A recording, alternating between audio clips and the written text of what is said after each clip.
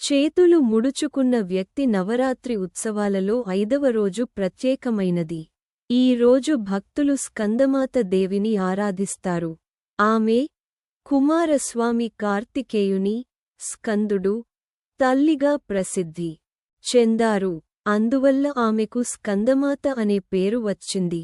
మందారం స్వరూపం స్కందమాత దేవి సింహం మీద వాహనం చేస్తూ 4 చేతులతో దర్శనమిస్తారు. ఆమె 2 చేతులలో కమల పుష్పాలు పట్టుకుని, ఒక చేతిలో శిశు స్కందుడిని తన ఒడిలో ఉంచి, మరో చేయి భక్తులకు అభయముద్రలో ఉంటుంది. ఆమెను పద్మాసనా దేవి అని కూడా పిలుస్తారు.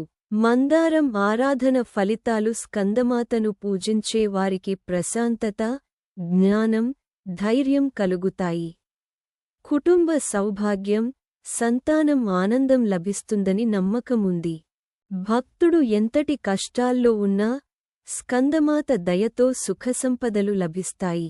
మందారం పూజ విధానం: ఈ రోజు తెల్లవారుజామున స్నానం చేసి, పవిత్రమైన వస్త్రాలు ధరించి, పూజా మండపంలో దేవిని కమలాసనంలో కూర్చోబెట్టి పూజిస్తారు. పసుపు, కుంకుమ, చందనం, గంధం సమర్పించాలి. కమల పుష్పాలతో అర్చన చేయాలి. ప్రత్యేకంగా బనానా, అరటిపండు నైవేద్యం ఇస్తారు. మందారం మంత్రం: పూజలో భక్తులు ఈ మంత్రాన్ని జపిస్తారు. ఓం దేవి స్కందమాతాయై నమః. మందారం ఆధ్యాత్మిక ప్రాముఖ్యం: స్కందమాత అనుగ్రహంతో భక్తుని మనసు ప్రశాంతమవుతుంది, జ్ఞానోదయం కలుగుతుంది.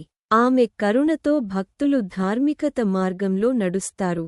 చేతులు ముడుచుకున్న వ్యక్తి ఈ విధంగా నవరాత్రి 5వ రోజు స్కందమాత దేవిని ఆరాధిస్తే అన్ని కోరికలు నెరవేరతాయని నమ్ముతారు.